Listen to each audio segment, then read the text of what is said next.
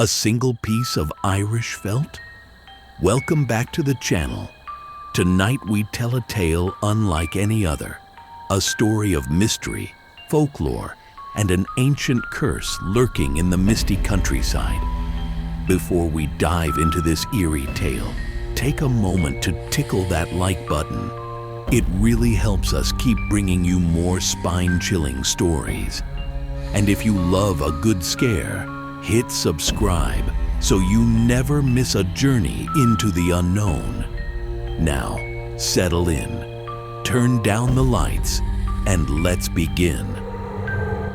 The Jester. Michael had always woken at 4 a.m. It wasn't something he chose. It was just the way his body worked. Every morning, without fail, his eyes opened in the stillness before dawn, before the world had even begun to stir. He had never questioned it. He lived alone in a static caravan, nestled deep in the countryside, on a field that had been left to him by his eccentric uncle. The old man had been a mystery, half genius, half madman. A Romany gypsy and a free-spirited wanderer, he had lived off-grid for as long as Michael could remember, and now so did he. Michael didn't mind the solitude. In fact, he preferred it. His days were simple, tending to the land, repairing his caravan, carving wood, making jewelry to sell at local fairs. But once a year, when the annual Gypsy Craft Fair came to town, he'd make the journey to meet up with old traveler friends. This year would be no different, or so he thought. The fair was alive with color, music, and the smell of roasted meats. Stalls lined the fields, selling everything from hand-woven baskets to intricate gold rings. Michael wandered through the crowds, catching up with friends, sharing stories over steaming cups of strong tea. Then he saw it. An old gypsy wagon, more run down than the others, its faded wooden panels worn by time. There was something different about it, something beautiful yet forgotten.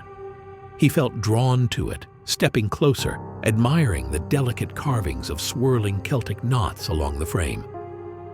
Inside, a woman sat among hanging fabrics of all colors and textures, collected from every corner of the world. Silks, velvets, wool, and lace draped from the ceiling, their soft shimmer catching the candlelight. She noticed him looking and smiled.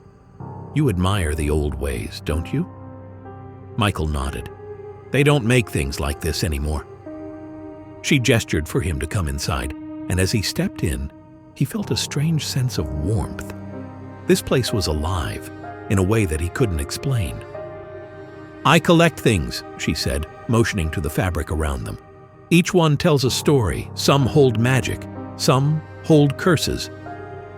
That was when Michael saw it. Among the vibrant colors and intricate patterns, there was one piece that stood out, a dark green felt square. It wasn't the most decorative, nor the most exotic, but something about it pulled him in. "That one," he murmured. "Where's it from?" The woman's expression darkened. "Ireland. But I must warn you, it's not just any old fabric." Michael raised an eyebrow. "What do you mean?" She hesitated. Then, in a quiet voice, she said, "It's alive." He almost laughed. It looked normal, just an old piece of felt.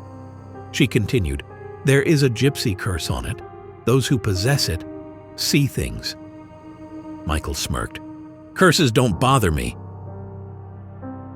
Despite her warnings, he convinced her to sell it. The moment the fabric touched his hands, a strange sensation rippled through his fingertips, like the pulse of something waiting, watching. He ignored it.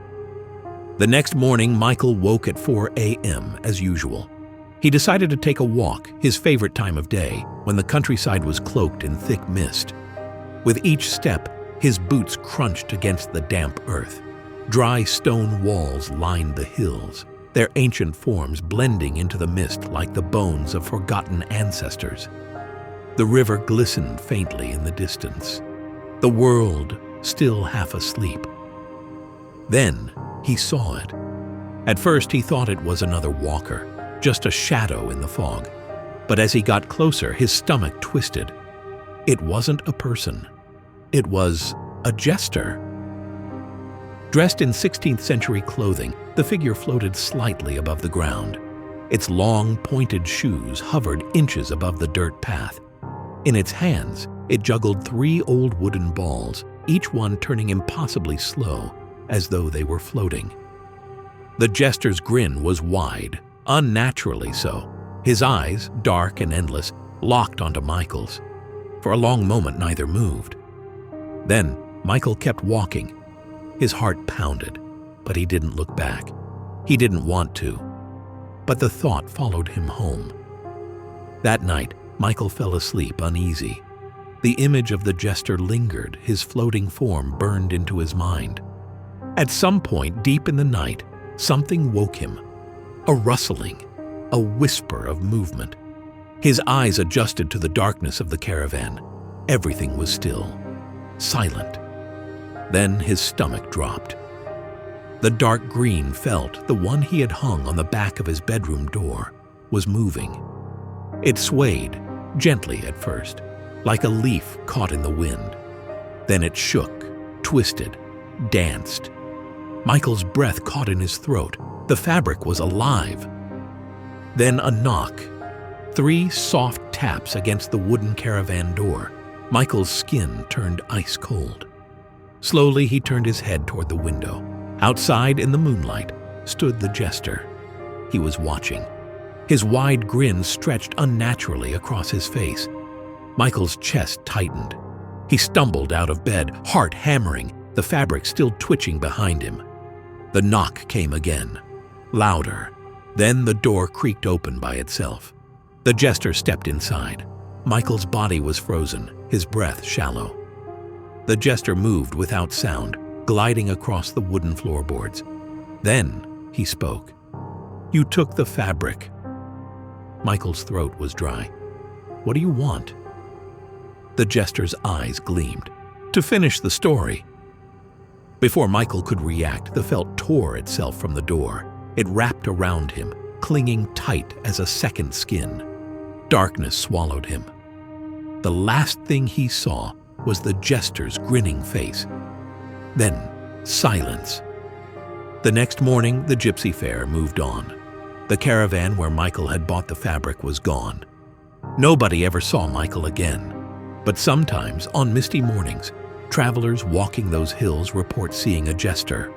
A new jester, floating, watching, smiling, watching, smiling. If this story sent a shiver down your spine, let us know in the comments. Do you believe in curses? Would you have taken the fabric home?